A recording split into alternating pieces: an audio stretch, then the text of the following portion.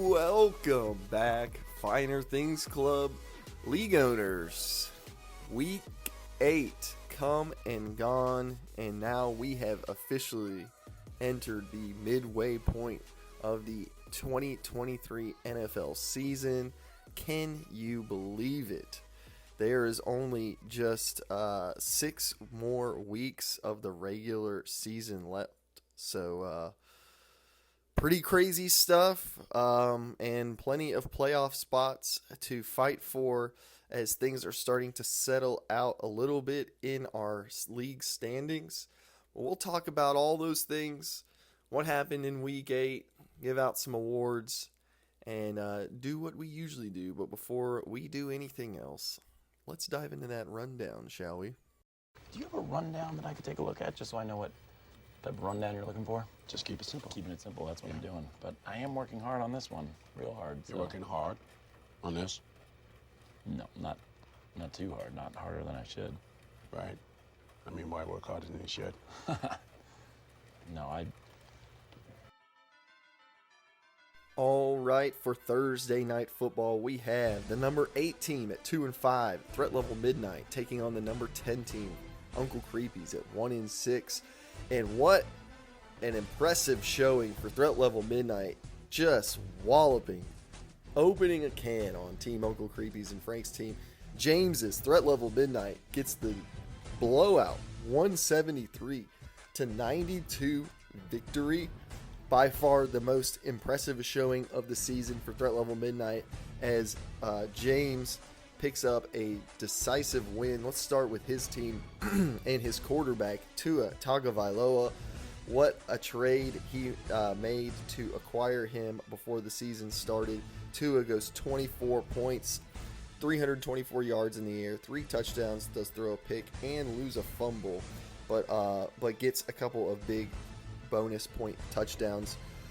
The story on his team, however, Jahmyr Gibbs was projected a strong 17 points, but puts up nearly 30 points on Monday Night Football. 26 carries for 152 yards and a rushing touchdown, adding 5 more catches for 37 yards to his total for nearly 30 points. Javonte Williams with a really nice game in the fantasy score, 18.8 points, 27 carries, 85 yards, 3 catches, 13 yards in the air with a receiving touchdown. Calvin Ridley scores 14 points for 6 catches and 83 yards. Gabe Davis goes 9 catches, 87 yards, and a touchdown. For him, that's good for 23 points on the day. Romeo Doubs, only 4 catches for 18 yards, but one of them is a touchdown, putting him over the double-digit mark at 11.8 points. And finally, a strong performance for Gus Edwards as he does 3 rushing touchdowns, 19 carries for 80 yards, 3 tutties for Gus the Bus. Edwards adds another 2 catches for 14 yards. It's tough sledding once again for Uncle Creepy's. He does not break the 100-point barrier this week. Geno Smith scores 14 points, 254 yards in the air, 2 touchdowns, does throw 2 picks as well. Jerry Jeudy, only 2 catches for 50 yards, but one of them goes for a touchdown, so that is good for 13 points. And the only other person on his team to score double digits outside of Geno Smith and Jerry Jeudy is Jahan Dotson, and he has quite a nice game. 8 catches, 108 yards, and a touchdown. That's good for 24 points. Only 3 players scoring double digits for the Uncle Creepy's lineup. That is obviously not good enough. Threat Level Midnight picks up the victory, goes to 3-5. Uncle Creepy's picks up his 7th loss, moves to 1-7, and we move to the Sunday 1 p.m. matchup between Mr. Poop, the 2-5 at number 9 team, taking on the number 6, that's Dallas team, at 2-5. The battle at 2-5. One of them will move to a 3-5 and push themselves up to the middle of the standings.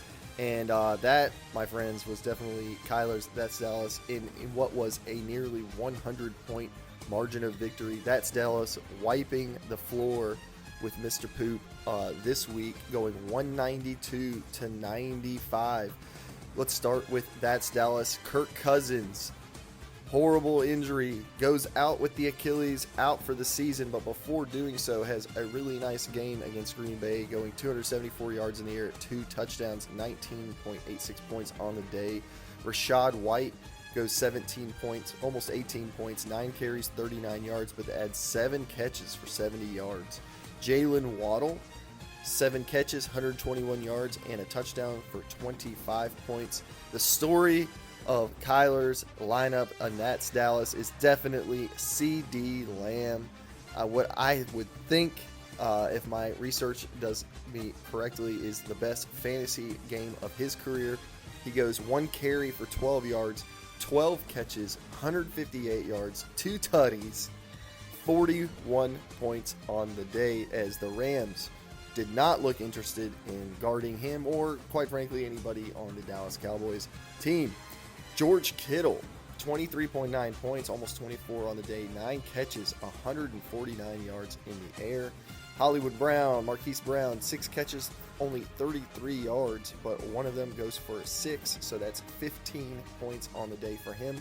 The newly acquired Sam Laporta on Monday night goes 8 catches, 57 yards, and the touchdown, good for 19.7 points. And finally, the third tight end in his lineup this week, Jake Ferguson, pulling all the right strings this week for that's Dallas. 4 catches, 47 yards, and a touchdown for 14.7 points. Starting the 3 tight ends looks to be the right choice for that's Dallas. Mr. Poop, however, not a lot of great choices on his side. Joe Burrow, though, does look to return to his Joe Burrow form. 283 yards in the air, 3 touchdown passes, and then adds 43 yards rushing on the day. Calf looking pretty good after the bye week. 27.62 points for Joe Burrow. After that is JSN, 3 catches, only 36 yards, but again scores that touchdown just like he did last week to salvage his fantasy day. 12.6 points on the day. Brandon Ayuk, 5 catches, 109 yards, 15.9 points for him. As for double-digit scores, that is it, ladies and gentlemen. Just 3 players, much like Uncle Creepy's, does not break the 100-point barrier. That's Dallas moves to 3-5. Mr. Poop goes to 2-6, and we go to the 4 p.m. matchup between the number 17, they call me Toby, at 3-4, taking on the number 2 team in the power rankings, Prince Family Paper, at 7-0. Prince Family Paper looking to pick up the 8th consecutive win to go 8-0, and he does. Although they call me Toby does put up a pretty good fight, it is not quite good enough. Prince Family Paper picks up the win, going 162.98 to 144.56. Let's start with Prince Family Paper, as he had quite a few players go over double digits with a couple of really strong performances. Lamar Jackson, not particularly one of them, only 157 yards passing and 1 touchdown, no rushing touchdowns, only 17 yards on the ground for 11.9 points. DeAndre Swift, 14 points on the day, 16 carries, 57 yards, and a rushing touchdown, adding 2 more receptions for only 7 yards. Christian McCaffrey doing Christian McCaffrey thing. CMC looking great again, as he scores yet another touchdown on the day, picking up nearly 30 points. Goes 12 carries for 54 yards and a rushing touchdown, adding 6 catches, 64 yards, and a receiving touchdown. So 2 touchdowns on the day. Goes CMC for nearly 30 points scoring in fantasy. Drake London goes just over the double-digit mark at 10.5 points, 5 catches, 55 yards. Mike Evans gets the receiving touchdown to salvage his fantasy day, 3 catches, 39 yards, and the touchdown goes for 12.9 points. Travis Kelce just getting enough to go over double digits, 6 catches, 58 yards, 11.8 points on the day. Keenan Allen, 8 catches, 69 yards, 14.9 points. Garrett Wilson, 7 catches, exactly 100 yards receiving, adds another 6 yards rushing for 17.6 points. And A.J. Brown. A.J. Brown, the newly acquired wide receiver this week, being inserted into the lineup, goes 8 catches on 8 targets for 130 yards and 2 tuds. One of them being a spectacular one-handed catch, as he was just sunning the entire Washington Commanders defense on Sunday. On to They Call Me Toby's team, Jalen Hurts, Impressive day for him, especially in fantasy. 319 yards in the air, 4 passing touchdowns, adds 6 yards rushing only, and also loses a fumble, but it gets him 28 points on the day. Joe Mixon, 20 points exactly, 16 carries, 87 yards, a rushing touchdown, adds 3 catches for 23 yards. Goes Joe Mixon. Amon-Ra St. Brown, 6 catches, 108 yards, one of them going for over 40 yards for the bonus point, 17.8 points for Amon-Ra St. Brown. Devontae Smith goes 7 catches, 99 yards, and a receiving touchdown for 22.9 points. Mark Andrews, 4 catches, 40 yards, and a receiving touchdown for him, goes for 14 points. Kendrick Bourne, sadly, goes out with what is a torn ACL, so he will be out for the rest of the season. But before he does that, does contribute to the lineup. 3 catches, 36 yards, and a touchdown for 12.6 points. In the end, it's not quite good enough. Prince Family Paper moves to 8-0. They Call Me Toby picks up the loss, going 3-5. And we go to our Sunday night football matchup. The number 1 team in the power rankings taking on the number 3 team, Jans Cans. Crentis the Dentist at 6-1, taking on the number 3 team, Jans Cans at 5-2.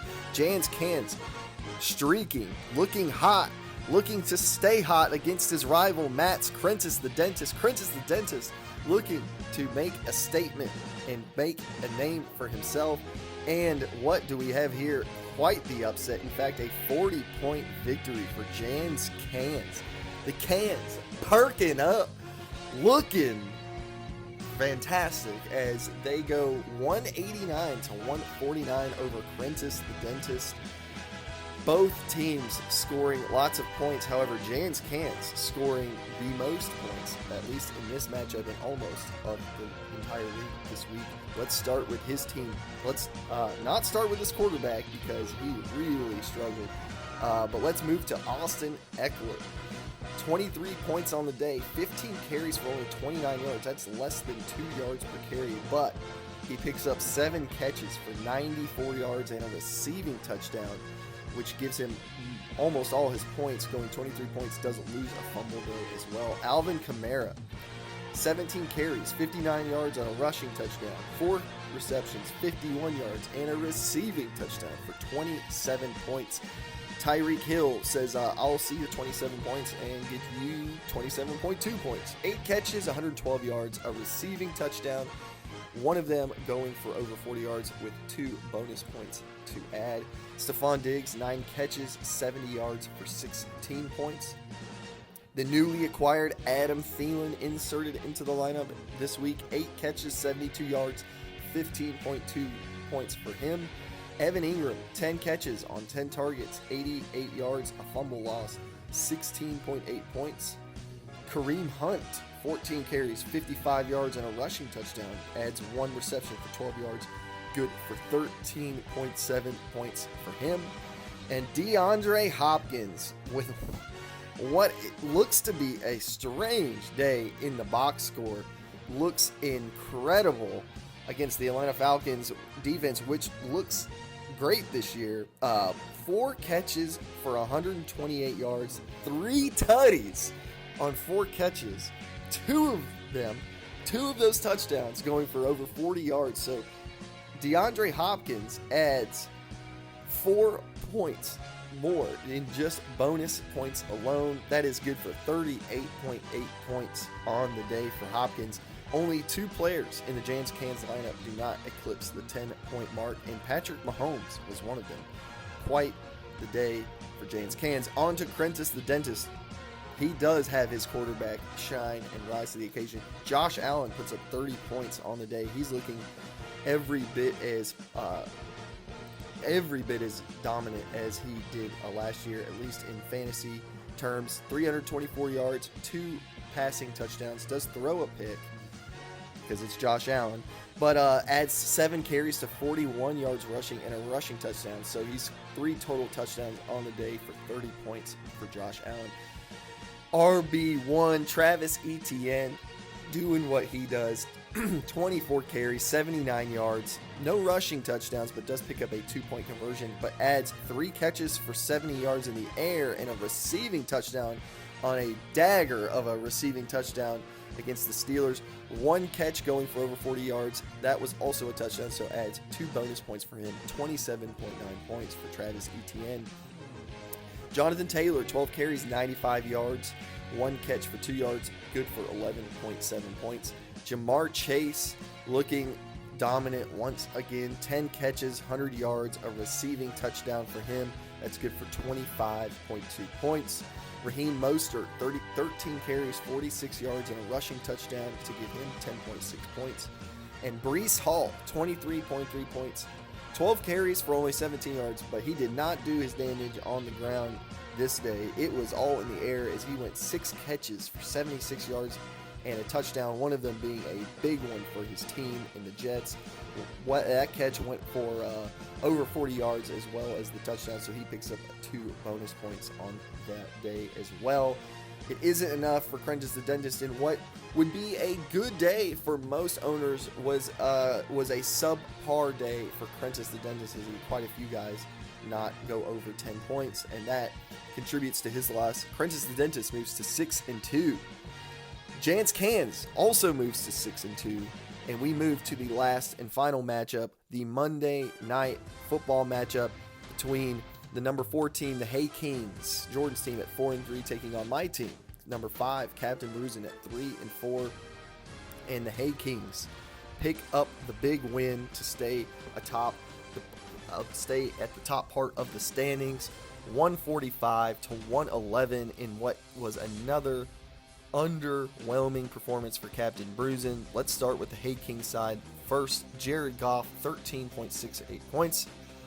Looking okay on Monday Night Football. 272 yards, a passing touchdown, does also throw a pick. Derrick Henry going over 100 yards rushing. 22 carries, 101 yards, 4 catches, 21 yards, good for 16 points on the day. Saquon Barkley, 36 carries for 128 yards. That's right. 36 carries on the day for Saquon Barkley, 15.8 points. He is the entire New York Giants offense. Chris Godwin, 17.8 points, 14 yards on a carry, 5 catches, 54 yards, and a receiving touchdown on Thursday night. Amari Cooper, 14.9 points, almost 15.6 catches, 89 yards on the day. DK Metcalf returns from an injury, goes 14 targets, but only catches 5 of them, 67 yards, one of them being a 40-plus yard reception, 12.7 points on the day for DK Metcalf. TJ Hawkinson, 6 catches, 88 yards, and a receiving touchdown for 20.8 points on the day for him. And lastly, Josh Jacobs on Monday Night Football looking good, 15 carries, 61 yards, and a rushing touchdown, 2 catches for 27 yards on the day for him. On the Captain Bruisin side, Justin Herbert at the quarterback spot, 24 points, 298 yards in the air, 3 touchdowns on the day. Bijan Robinson, 12.2 points, 11 carries, 62 yards, and a rushing touchdown, nothing in the air. T. Higgins, 5 catches, 69 yards on the day, 11.9 points for him. Terry McLaurin, 5 catches on only 5 catches only on 12 targets, 63 yards in the air, and a receiving touchdown. Josh Downs, 7 catches, 72 yards, 14.2 points for him. A lot of guys in the Captain Bruisin side not going double digits. It is another disappointing day for Captain Bruisin as he gets beat by over 30 points. By over 40 points. The Hay Kings wins, picks up the big win, going 5-3. Captain Bruisin picking up another loss, going 3-5, and that is our weekly rundown. All right. This week, we had no close matchups. The closest matchup we had was the matchup between Lance's Prince Family Paper and JT's They Call Me Toby. But that one was even, an 18-point victory.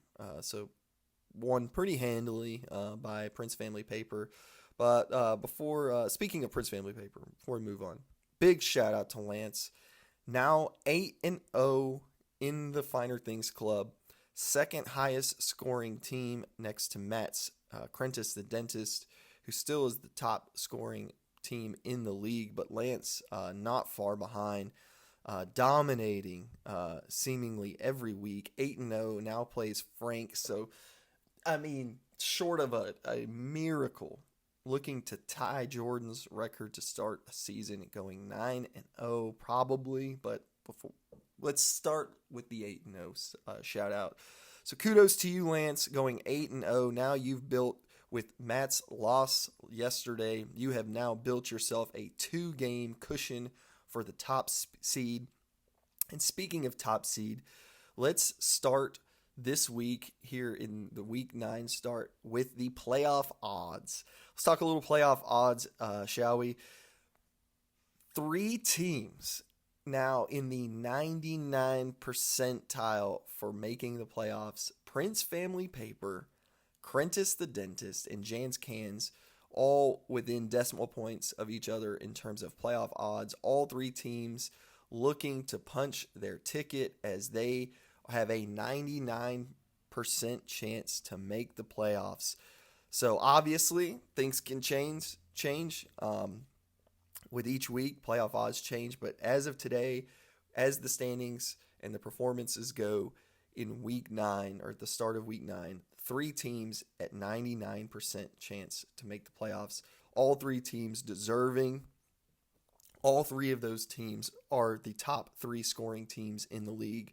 They have earned that right. Jan's Cans looking to be in that discussion. What looked to be a tier of 2 teams now looks to be a tier of 3 teams. Jan's Cans winning 5 games in a row.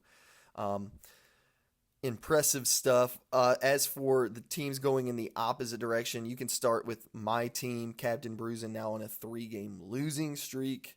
They Call Me Toby started the season 3-0. Is now 3-5 on a 5-game losing streak. Tough for They Call Me Toby, JT. Now at 3-5 after starting 3-0. Threat Level Midnight picking up a little steam at 3-5, but 2 in a row now for James's Threat Level Midnight, peaking as he scores the most points he has all season last week. And then of course Team Uncle Creepy's at 1-7. At a 0% chance to make the playoffs right now. In fact, Mr. Poop and Uncle Creepy's both at 0% chance. Mr. Poop technically has a 0.01% chance. Jake, I know you are a math teacher, but that is as close to 0 as one could probably get. So not looking great there. Threat Level Midnight also with only about a 1% chance to make the playoffs. They Call Me Toby still with a 4% chance. My team, Captain Bruisin, with a 7% chance. The only other 2 teams fighting for a playoff spot with more than a double-digit percentage chance to make the playoffs would be, that's Dallas and the Hay Kings. That's Dallas at about 23% chance to make the playoffs, while the Hay Kings are at 64%. So there is legitimately probably about 5, let's call it 5 teams fighting for that 4 spot, while it looks like Prince Family Paper, Crentis the Dentist, and Jan's Cans all vying for those top 3 spots. But a lot of games still left to play, so we'll see how it all plays out. Let's move on to who ruined the program this week. There's Paul Johnson right there. Ruined our program, and that's all right. He's still here. Ruined the program award was tough this week because, as I mentioned, there were no real close matchups to speak of. The closest one was between They Call Me Toby and Prince Family Paper. About 18 points separated them. And when you look at They Call Me Toby's lineup, there was a couple of underperformers, but nobody to the tune of 18 points. Damian Pierce was projected 12, only scored 4, but even if he got his projected amount, or even a little more than his projected amount, it wouldn't have mattered. I then kind of went into, maybe finding another team or another player. Chris Olave came to mind. Dude was wide open for what was going to be a touchdown. dropped it, hit off his helmet. It was such a bad drop. Probably would have gotten him close to a victory. But you know, I'm not sure it still would have mattered, even if he had caught that ball. So yeah, I mean, it's tough to know. It's tough to say, but I'm actually going to go on a different point here, and I'm actually going to say it's Jimmy Garoppolo. What are you doing, man? Davante Adams finished. Now I understand Curtis the Dentist lost by 40 points, so it wouldn't have mattered even if Davante Adams got those 2 open passes, but he would have gone from 2 points to 31 points if Jimmy G got anywhere near Davante Adams when he was wide open on a 60-yarder and a 98-yarder that he was just streaming down the field wide open. And in our league, it would have gotten him 4 extra points. So it would have been really close between Prentice the Dentist and James Cans if it weren't for Jimmy G. So Jimmy G is actually going to get the Ruin the Program award win this week. I saved a life. My own. Am I a hero?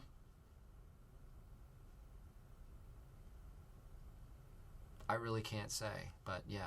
As for our hero award, this is an interesting one as well. But I think the person who deserves the award this week is a guy on the new team, the new guy on the block, the new guy for the Prince family paper. A.J. Brown is this week's hero award winner.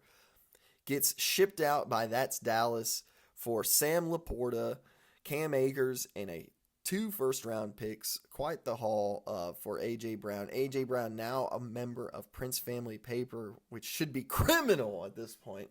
But A.J. Brown, newly acquired, goes out and scores 33. Projected, almost 19 points projected, exceeds that by 14 points, has an amazing game, shines in his debut for Prince family paper, and really sets him over the edge over They Call Me Toby. So he is this week's hero award winner. Goes A.J. Brown, 8 catches, 130 yards, 2 tuds.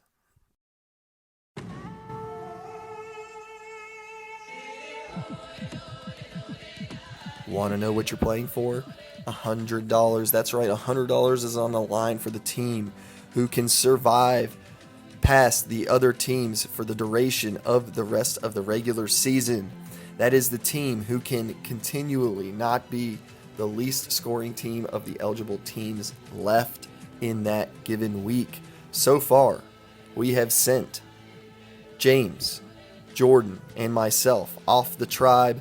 Last week, my team was the lowest scoring team of the eligible teams. Frank's team, Uncle Creepy's, had survived the last 3 weeks despite being the worst team in our league by a wide margin. This week, luck has run out on Team Uncle Creepy's, as Uncle Creepy's only scores 92.96 points. 3 guys on his team go for over double digits. He has started guys like Jamison Williams for 3 points. Michael Mayer, 2.9 points, 1 catch on the day. Tyler Algier, a regular in his starting lineup. Jerome Ford, only 4.9 points. And Ramondre Stevenson struggling once again. It is not good enough for Uncle Creepy's as he scores 92.96 points, gets blown out by Threat Level Midnight Frank. Time has run out. The tribe has spoken. You gotta leave. Why not, man? I'm coming for that #1 spot. All right. Rappers swearing they own top. But I'm coming for that #1 spot. All right. Them power rankings. Who is in the #1 spot this week? It'll be particularly interesting since Matt's Prentice the Dentist picks up a second loss. Is that finally enough to move Prince family paper in the #1 spot of the power rankings? Has Threat Level Midnight moved himself up the power rankings with a decisive win? That's Dallas also looking to move up the rankings. Will Captain Bruisin slide? And will They Call Me Toby continue to get disrespected in the power rankings? Let's find out and start with a recap of this past week. What were the power rankings heading into the week? It was number 10, Uncle Creepies. Number 9, Mr. Poop. Number 8, Threat Level Midnight. Number 7, They Call Me Toby. Number 6 was That's Dallas. Number 5 was My Team, Captain Bruisin. Number 4 was The Hay Kings. Number 3 was Jan's Cans. Number 2 was Prince Family Paper. And number 1 was Crentist the Dentist. This week, we have now 8 games of data to look at. Let's start at the bottom. And that's right, Mr. Frank Bradfield. Uncle Creepies at 1-7, 1,799 power ranking score points. That is almost 3 times less than the number 1 team. Decisively the number 10 team in the league. Number 9 is Mr. Poop still. The bottom 2 spots, actually the bottom 3 spots remain unchanged. Mr. Poop at 2 and 6 is the number 9 team in the power ranking. The number 8 team is They Call Me Toby, once again at 3 and 5, looking to try to do something to break the 5-game losing streak. The number 7 team, Threat Level Midnight at 3 and 5. I thought maybe his performance this week was enough to get him out of that spot. And it was. He moved up a spot, going from number 8 to number 7. This week, That's Dallas remains in the number 6 spot at 3 and 5, although he is within 20, that's it, 20 points of the next team, which is My Team, Captain Bruisin at 3 and 5 in the number 5 spot. Somehow, I'm not sure how that happens, but just barely hanging on to that number 5 spot is My Team, Captain Bruisin. Number 4 now is solidified, pulling away from the number 5 team, My Team, in the power rankings, is the Hay Kings, still at 5 and 3 in the number 4 spot in the power rankings. Jan's Cans remains in number 3 spot at 6 and 2. Jan's Cans looking really strong, and we'll see if he continues to make a statement and maybe climbs into the top 2 spots in the coming weeks. Only time will tell. Number 2 is still Prince Family Paper at 8 and 0. Not too far behind in the power rankings score is Prince Family Paper, but in the number 2 spot in the power rankings, while Crentist the Dentist, now with 2 losses at 6 and 2, is still the number 1 team in the power rankings. Power rankings is a believer in Crentist the Dentist. So to recap, number 10, Uncle Creepies. Number 9, Mr. Poop. Number 8, They Call Me Toby. Number 7, Threat Level Midnight. Number 6, That's Dallas. Number 5, Captain Bruisin. Number 4, The Hay Kings. Number 3, Jan's Cans. Number 2, Prince Family Paper. And number 1, Crentist the Dentist. Comprehension skills, subpar. Interviewing skills, subpar. What are you writing? Can't even give Cornell your full attention. On the contrary, I'm helping Cornell by evaluating their interviewers. Nobody wants that to happen. Well, when they get my evaluation, we'll see if they're interested. Applicant is attempting to blackmail interviewer showing low moral character. Interviewer is threatening applicant with an arbitrary review process. Applicant is wasting everyone's time with stupid and inane accusations. Interviewer has suspect motives. Applicant has a head shaped like a trapezoid. Interviewer has turned off applicant's interest in Cornell, and they are going to go to the vastly superior Dartmouth. Ever heard of it? I think I have everything I have everything I You will need. be hearing from the And Cornell you will be application hearing from the department. Cornell You will not be application pleased with department. the And you result. will not be pleased with the And result. your affiliation with Cornell will end completely. Welcome back, everybody.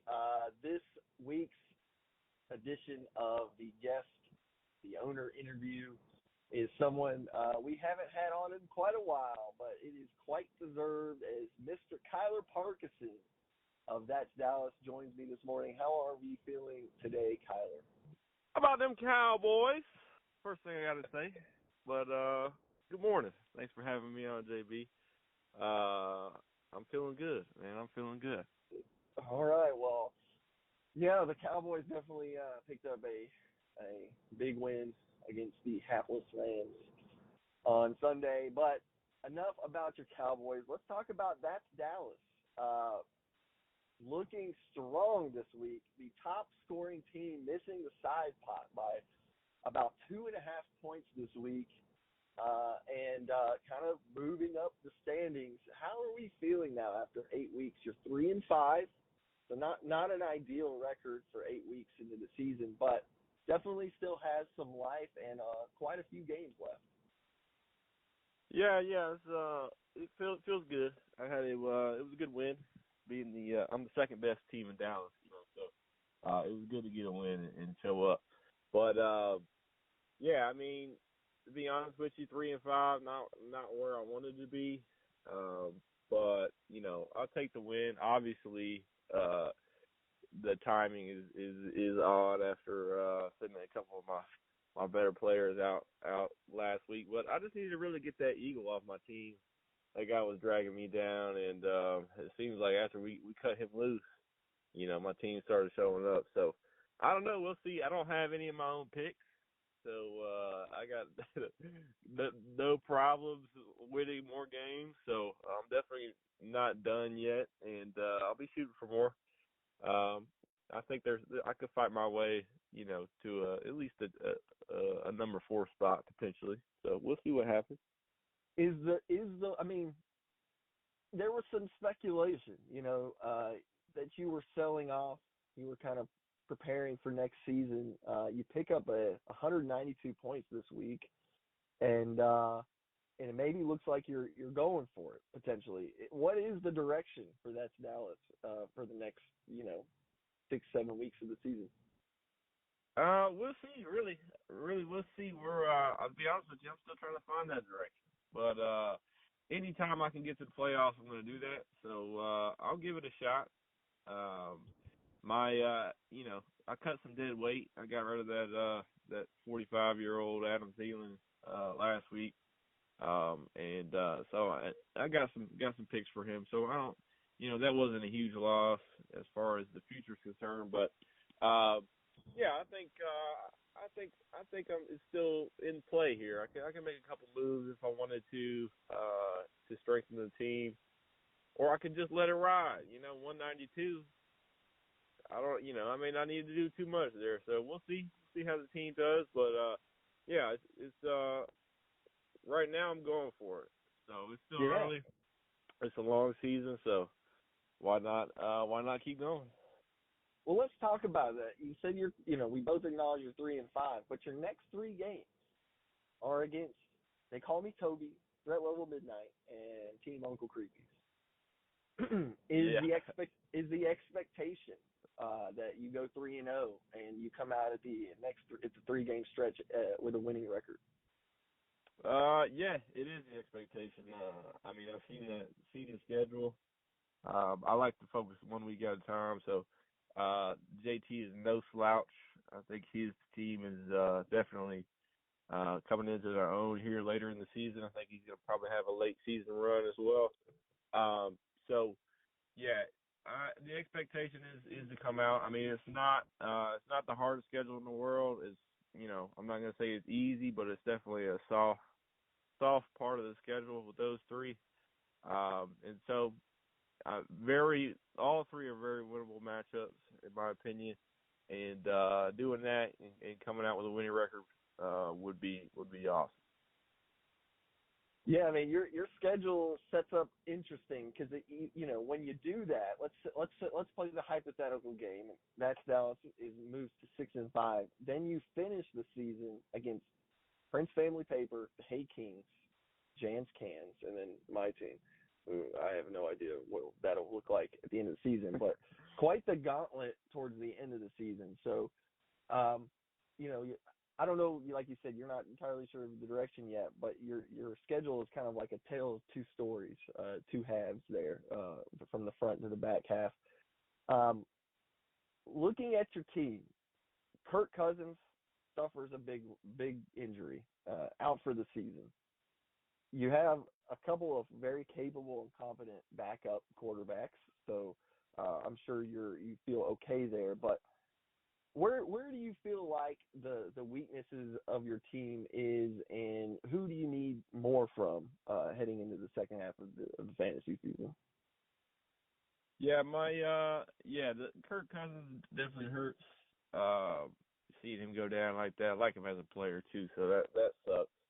But I got, I'm QBU over here. I got all kinds of QBs, so I really don't feel feel the heat really from that.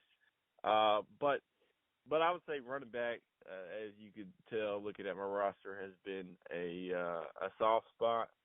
But I got Kyron Williams on the IR. He should be back for the late season, so that will help me out.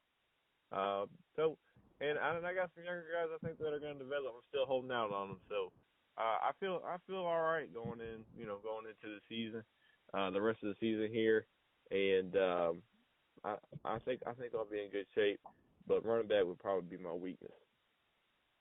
Yeah, no, I definitely agree with that. So, but you got guys, dude. You got guys. Kirk Cousins, by the way, a top 6 quarterback in fantasy this season. So, dude's balling. Yeah, he's balling, man. He's been consistent. Sam Howell is also he's 8 right now. He's number 8. So. Yeah, that's pretty wild. Not a huge lot. Pretty wild stuff, man. Who is the guy that's on your team that you just been really impressed with? You're like, wow, I knew I thought maybe I saw something from you, but you've been pleasantly surprised from, or you're just happy with their performance? Yeah, one guy for sure. Now, my expectations of this guy were extremely low, so that's probably why I feel so good about it. But Rachaad White coming into the season, I had my running back position was a barren wasteland, and he was just the guy that was there. And honestly, he's performed very much more than I thought he would. For the season, I think he's like an RB2, which I was expecting him to be benched probably like week 2. So for him to do that and be as consistent as he's been, he's definitely been a huge help. And then a couple of really my guys, that was really been it. My guys have kind of been asleep a little bit, and especially some of my bigger wide receivers, Jalen Waddle and CeeDee Lamb up until this week. And I think they're starting to find their own here, which is going to propel my team forward, having those two guys kind of wake up.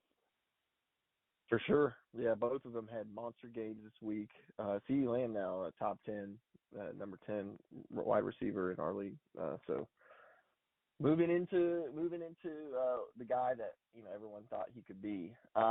Speaking of what we thought we could be, let's move into the final part. Kyler, I want to give you an opportunity. If you have any messages, you want to say anything to the league, any specific owners, the floor is yours, sir.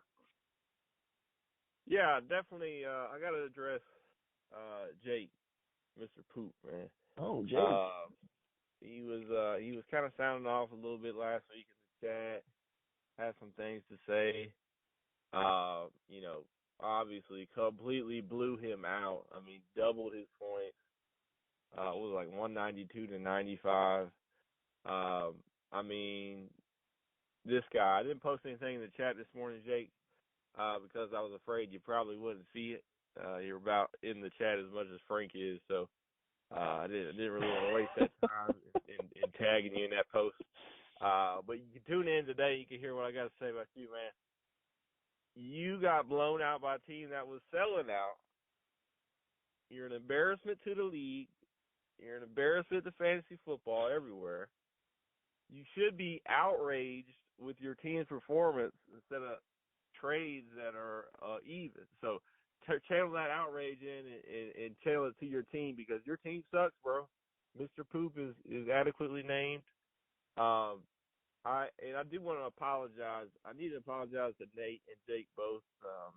I'm going to go on the record here and say that I really thought that trade had some collusion involved and made some collusion claims.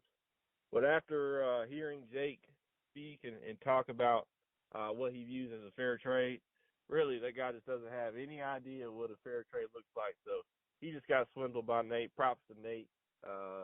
Jake has really no idea what he's doing, and it's very evident now. So I thought it was collusion, but my guy's just clueless is really what happened. So, yeah. So I apologize for that. But, Jake, yeah, on to the next one. I did what I was going to do. you say my name and you get dominated. So that's to the rest of the league as well. You want to talk? Go ahead and talk. My little team over here we'll put up 190 on you. So no problems there with the rest of the league. They'll know what's coming to them. I will say this: when I won the league 2021, my team did not start out the greatest either, and I went on a revenge tour just like I got planned this year. So I got Jordan, who I lost to, Lance, who I lost to, and Nate, who I lost to. All people I need to beat. So it's perfect. I make my own way here. So I look forward to going on my revenge tour 2.0 and make it to the playoffs. Well, it's quite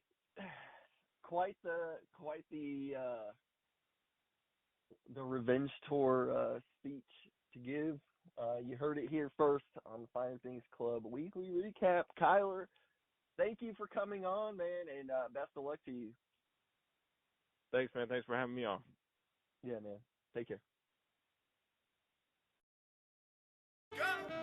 Nothing can stop me. I'm all the way up.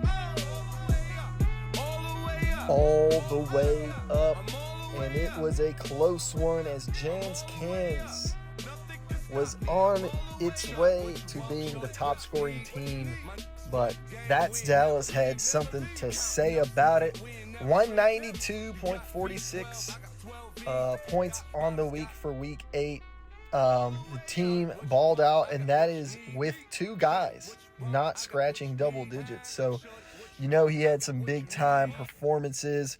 Kirk Cousins, the unfortunate injury, tears the Achilles late in the game, but still put up nearly 20 points.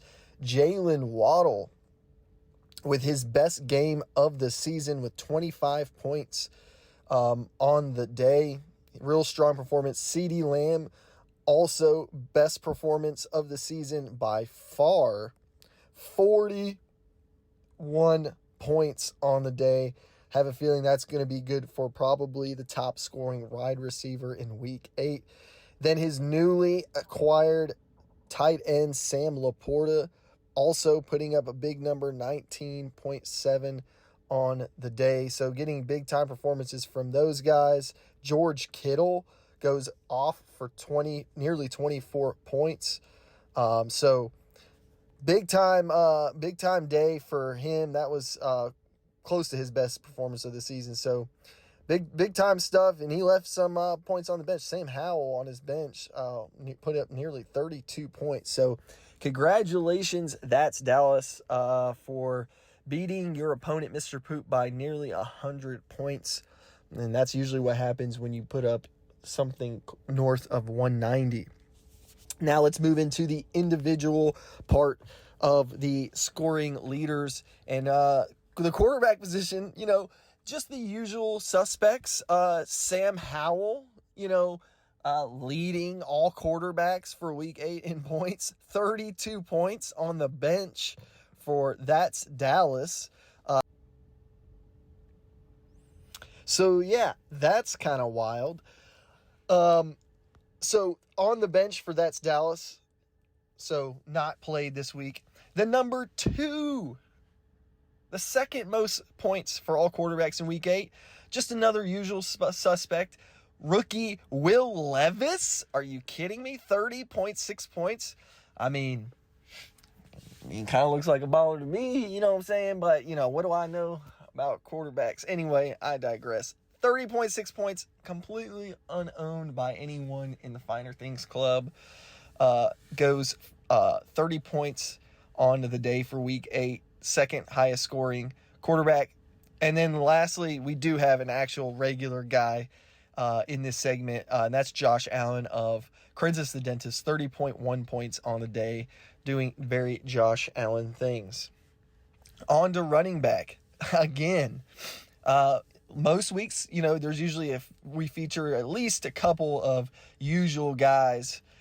This week, it's one regular, and then again, 2 guys who have not been in this segment all year. Highest scoring running back in week 8, Jahmyr Gibbs, threat level midnight running back, 29.9 points on the day, balled out in Monday Night Football against the Raiders. And then number 2, Christian McCaffrey. Of course, this guy should have a wing named after him in this segment, the CMC running back segment. 29.8 points, scores 2 more touchdowns on the day. That's Prince Family Papers running back. And then 3, Gus Edwards, another threat level midnight running back. 2 threat level midnight running backs in the top 3 highest scores for running backs in week 8. 29.4 points, had 3 rushing touchdowns. Impressive stuff. On to wide receiver. These are some more notable names, but at the top, CeeDee Lamb, Kyler's That's Dallas wide receiver with 41 points on the day. Big time day for CeeDee Lamb. Only guy to scratch 40 points in week 8.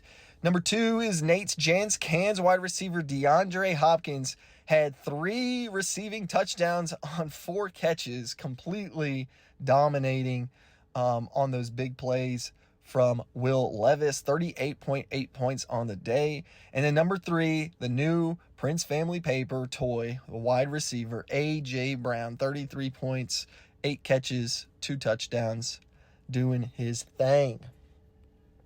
Lastly, at tight end, again, weird stuff happening. The top scoring tight end for all of week 8 in the National Football League in the Finer Things Club is Trey McBride, the They Call Me Toby tight end, at 25.5 points on the day.